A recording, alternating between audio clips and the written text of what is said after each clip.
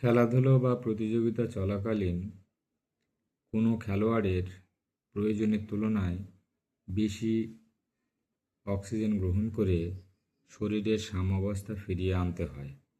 এটি একটি শারীরবৃত্তীয় প্রক্রিয়া। এই প্রক্রিয়ায় হলো অক্সিজেন ঋণ বা O2 ডেপ্ট। O2 ডেপ্টকে দুই ভাগে ভাগ করা যায়: অ্যালাক্টিক O2 ডেপ্ট বা অ্যালাক্টিক অক্সিজেন ঋণ। আগে এই বিষয়টা একটু আলোচনা করে নেওয়া যাক।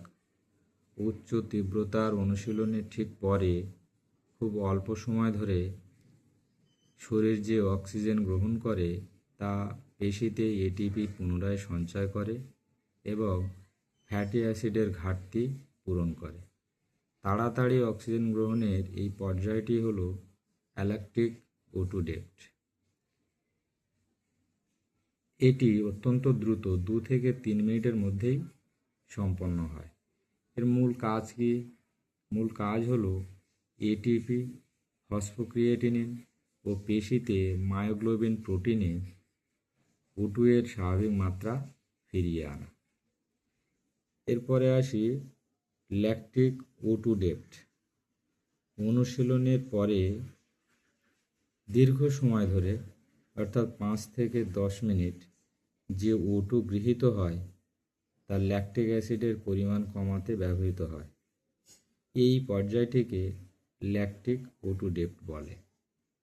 এটি অত্যন্ত ধীরগতির প্রক্রিয়া, 30 থেকে কয়েক ঘন্টা সময় নিতে পারে। এর মূল কাজ কি?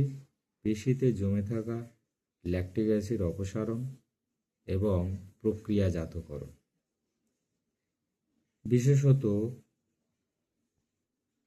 ভারী ওজন তোলার মতো স্বল্পস্থায়ী ও উচ্চ তীব্রতার ব্যায়াম, এছাড়া 100 মিটার স্প্রিন্ট অর্থাৎ 100 মিটার দৌড়, এই সমস্ত উচ্চ তীব্রতার ব্যায়ামের পর অ্যালাক্টিক O2 ডেপ্ট প্রয়োজন হয়।